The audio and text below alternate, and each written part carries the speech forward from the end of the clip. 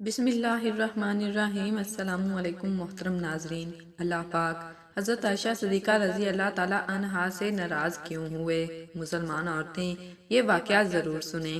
حضرت عائشہ صدیقہ رضی اللہ تعالیٰ عنہا فرماتی ہیں کہ حضور اکرم صلی اللہ علیہ وآلہ وسلم نے اپنی بیویوں کے لیے باریاں مقرر کر رکھی تھی، لیکن پھر ایک ایسا واقعہ ہوا۔ حضرت ابو ہریرہ رضی اللہ تعالیٰ عنہ بیان فرماتے ہیں کہ رسول اللہ صلی اللہ علیہ وسلم نے فرمایا، ایمان کے لحاظ سے مومنوں میں اکمل وہ ہے جو ان میں سے اخلاق کے اعتبار سے بہت عمدہ ہیں، اور تم میں سے اچھے لوگ وہ ہیں جو اپنی عورتوں کے لیے بہتر ہیں۔ ایک مرتبہ آپ صلی اللہ علیہ وآلہ وسلم باہر سے تشریف لائے۔ گھر کے صحن میں سیدہ عائشہ صدیقہ رضی اللہ تعالیٰ عنہا کو دیکھا تو پیالہ سے پانی پی رہی ہیں۔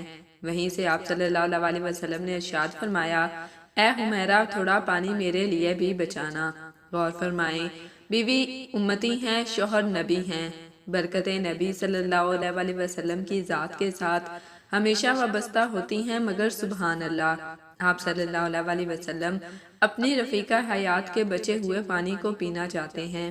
جب سیدہ عائشہ صدیقہ رضی اللہ تعالیٰ عنہا نے کچھ پانی بچا کر خدمت اقدس میں پیش کیا تو نوش فرمانے سے پہلے معلوم کیا، اے حمیرہ رضی اللہ تعالیٰ عنہا، تم نے اس پیالہ کے کس حصے سے لب لگا کر پانی پیا تاکہ میں بھی اس جگہ سے پانی پیوں؟ سیدہ عائشہ صدیقہ رضی اللہ تعالیٰ عنہا فرماتی ہیں کہ میں پانی پیتی یا ہڈی چوستی، پھر میں آپ صلی اللہ علیہ وسلم کو دیتی تو آپ صلی اللہ علیہ وسلم اسی مقام سے نوش فرماتے اور ہڈی سے گوشت نکال کر کھاتے، یہاں سے میں پانی پیتی یا کھاتی۔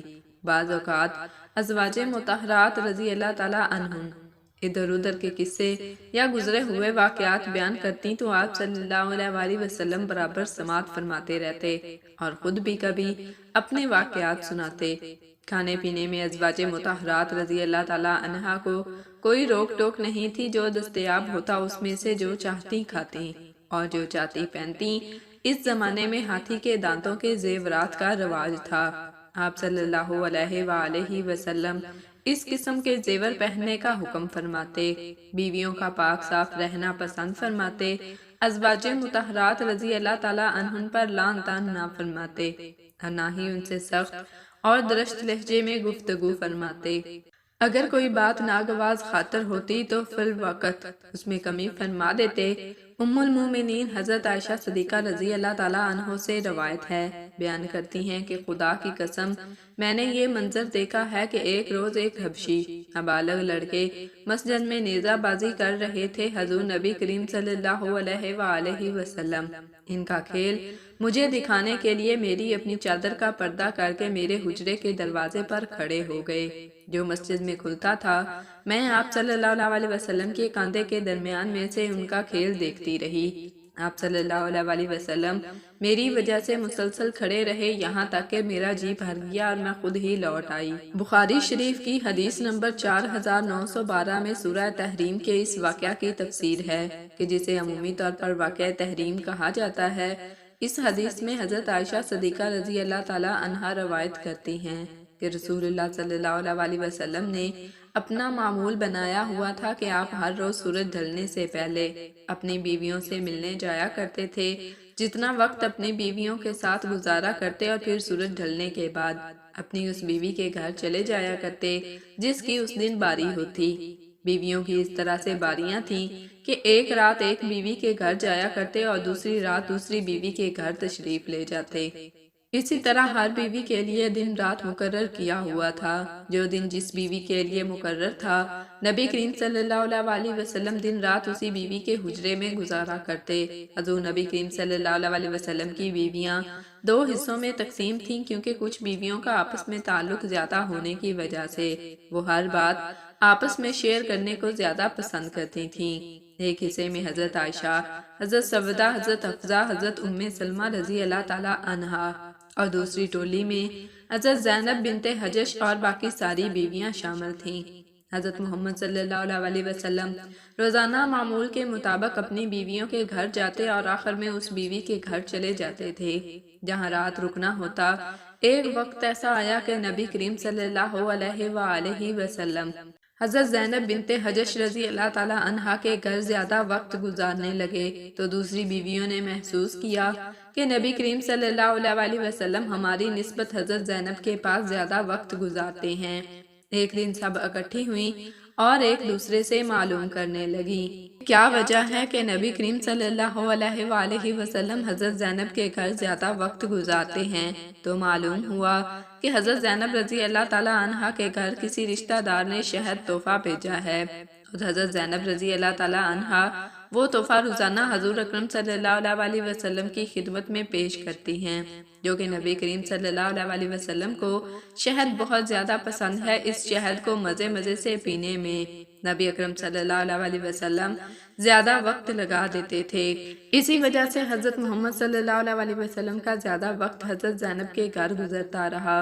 حضرت عائشہ رضی اللہ تعالی عنہا، حضرت سودہ رضی اللہ تعالی عنہا اور حضرت حفصہ رضی اللہ تعالی عنہا کے پاس تشریف لائیں اور فرمانے لگیں کہ حضرت محمد صلی اللہ علیہ وسلم حضرت زینب کے گھر زیادہ وقت لگاتے ہیں، اسی وجہ سے ہم نبی کریم صلی اللہ علیہ وسلم کے وقت سے محروم رہ جاتی ہیں۔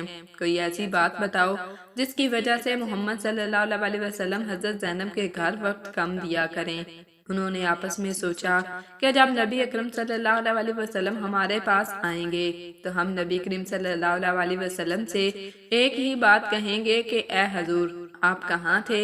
اتنی دیر ہو گئی، ہم آپ کا انتظار کر رہی تھیں۔ جب نبی کریم صلی اللہ علیہ وسلم اس کا جواب دیں گے تو ہم سب یہ کہیں گے اے اللہ کے نبی آپ صلی اللہ علیہ وسلم سے مغافیر کے پھول کی بو آ رہی ہے، ایسا لگ رہا ہے کہ آپ مغفر کے پھولوں کا رس پی کر آئے ہیں۔ اور نبی کریم صلی اللہ علیہ وسلم کی یہ عادت تھی کہ آپ کو کسی بھی قسم کی بو بالکل پسند نہ تھی، آپ سے ہمیشہ خوشبو ہی آیا کرتی تھی۔ جب نبی اکرم صلی اللہ علیہ وآلہ وسلم حضرت حفصہ رضی اللہ تعالی عنہا کے پاس تشریف لائے تو انہوں نے پوچھا اے اللہ کے نبی آج کافی دیر سے آئے ہیں، سب ٹھیک تو ہے؟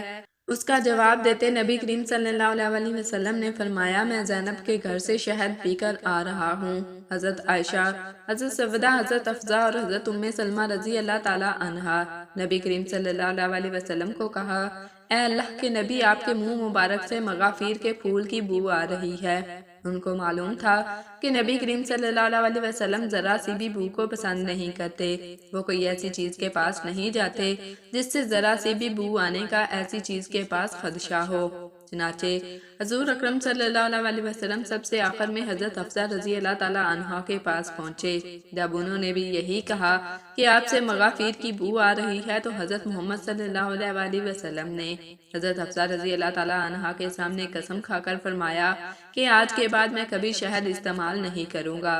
یہ بات کرتے ہوئے نبی کریم صلی اللہ علیہ وسلم نے حضرت حفصہ رضی اللہ تعالی عنہ کو فرمایا کہ جو میں نے قسم کھائی ہے اس کے بارے میں کسی کو مت بتانا، چونکہ نبی کریم صلی اللہ علیہ وسلم ان ازواج کا مقصد سمجھ گئے تھے، اس لیے آپ نے قسم کھا لی کہ آپ نہ صرف حضرت زینب بنت حجش سے بلکہ عام طور پر بھی شہد نہ نوش فرمائیں گے۔ اپنی قسم کے متعلق کسی بھی ذکر نہ کرنا، لیکن حضرت حفصہ رضی اللہ تعالی عنہا یہ بات حضرت عائشہ رضی اللہ تعالی عنہا کو بتا دی۔ حضرت محمد صلی اللہ علیہ وسلم کے اس راز کو بیان کرتے ہوئے اللہ تعالیٰ نے سورہ تحریم میں فرمایا، جو قرآن پاک کے 28ویں پارے میں ہے، جس کا ترجمہ یوں ہے اے نبی آپ اس چیز کو اپنے لیے کیوں حرام کر رہے ہیں جس چیز کو اللہ نے حلال کیا ہے؟ شہد ایک حلال چیز ہے، آپ صلی اللہ علیہ وسلم اپنی بیویوں کو خوش کرنے کے لیے شہد کو حرام کر لیا ہے۔ اللہ تعالیٰ بخشنے والا ہے، اس قسم کا کفارہ آپ کے لیے مقرر کر دیا ہے۔ پھر اللہ تعالیٰ نے حضرت حفصہ رضی اللہ تعالیٰ عنہا کا جنہوں نے جو راز حضرت عائشہ صدیقہ رضی اللہ تعالیٰ عنہ کو بتایا اس کے بارے میں ارشاد فرمایا۔ حضرت محمد صلی اللہ علیہ وسلم نے حضرت حفصہ سے کہا کہ تم نے میری قسم کے بارے میں حضرت عائشہ کو کیوں بتایا؟ میں نے تو تم سے کہا تھا کہ یہ راز کی بات ہے اور میرے اور تمہارے درمیان ہی رہے، پر آپ نے یہ راز نہیں رہنے دیا۔ حضرت محمد صلی اللہ علیہ وسلم نے ارشاد فرمایا، حضرت حفصہ کو بتلایا کہ تم نے راز کو راز نہیں رہنے دیا۔ پھر حضرت حفصہ رضی اللہ تعالیٰ عنہا نے حضرت محمد صلی اللہ علیہ وآلہ وسلم سے پوچھا کہ آپ کو کس نے بتلایا کہ میں نے راز کو راز نہیں رہنے دیا؟ نبی کریم صلی اللہ علیہ وآلہ وسلم نے حضرت حفصہ کو فرمایا کہ مجھے رب کائنات نے بتایا ہے کہ حفصہ نے راز کو راز نہیں رہنے دیا۔ اس نے حضرت عائشہ کے سامنے اس کا ذکر کر دیا ہے۔ اب اگر تم دونوں اللہ کی بارگاہ میں توبہ کر لو تو اللہ معاف کرنے والا ہے، اللہ تم دونوں کو معاف فرما دے گا۔ اگر تم اپنی ضد پر اڑی رہو گی تو اللہ تعالیٰ تم پر سخت ناراض ہوگا۔ اللہ تعالیٰ اور اس کے فرشتے میرے مددگار ہیں۔ سورہ تحریم کی آیت نمبر 1 تا 5 میں اللہ پاک اس واقعہ کو یوں بیان فرماتا ہے، اور یاد کرو جب نبی نے اپنی بعض عورتوں سے ایک پوشیدہ بات کہی، پس جب اس نے اس بات کی خبر دی اور اللہ نے اپنے نبی کو اس بات پر آگاہ کر دیا تو نبی نے تھوڑی سی بات تو بتا دی اور تھوڑی سی ٹال دی۔ پھر جب نبی نے اپنی اس بیوی کو یہ بات بتائی تو وہ کہنے لگی، اس کی خبر آپ کو کس نے دی؟ کہا، سب جاننے والی پورے خبر رکھنے والے اللہ نے مجھے یہ بتلایا ہے۔ اے نبی، دونوں بیویوں اگر تم دونوں اللہ کے سامنے توبہ کر لو تو بہتر ہے، یقیناً تمہارے دل جھک پڑیں گے، اور اگر تم نبی کے خلاف ایک دوسرے کی مدد کرو گی یقیناً اس کا راز اللہ ہے، اور جبریل ہیں اور نیک اہل ایمان اور ان کے علاوہ فرشتے بھی مدد کرنے والے ہیں۔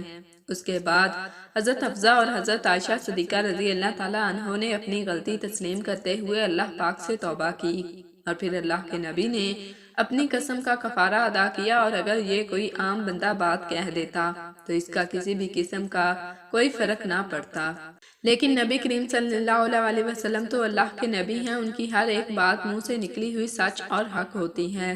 اگر اللہ پاک نبی کی اس قسم پر کفارہ مقرر نہ کرتے تو یہ رہتی دنیا تک شہد پینا منع فرما دیا جاتا۔ اللہ تعالیٰ نے نبی اکرم صلی اللہ علیہ وسلم کو اس کھانے کا کفارہ مقرر کیا کہ اگر میں کسی چیز کو حلال کرنے والا ہوں تو آپ صلی اللہ علیہ وسلم اس کو حرام کیوں کر رہے ہیں؟ سورہ نجم میں اس طرح حکم آیا ہے کہ میرے نبی اپنی مرضی کے مطابق بات نہیں کرتے، اور وہی لوگوں کے سامنے بیان کرتے ہیں جن کا میں حکم دیتا ہوں۔ آپ اپنی بیویوں کو خوش کرنے کے لیے ایسا ہرگز نہ کریں، کسی کی خاطر بھی حلال کو حرام نہ کرو اور حرام کو حلال نہ کرو، نہ اپنے منہ سے ایسے الفاظ کہو اور نہ ہی اس پر عمل کرو۔ آج کے دور میں انسان زبان سے تو حرام نہیں بول رہا، انسان حرام پر عمل کرتے ہوئے اس بات کا خیال نہیں کرتا کہ ہم حرام کام کو سر انجام دے رہے ہیں۔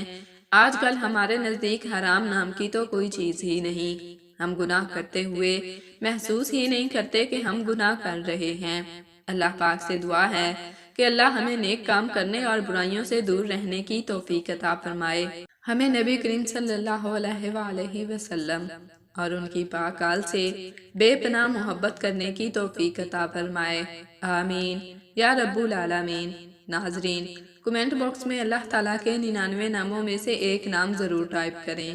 جزاکم اللہ خیرن کثیرا۔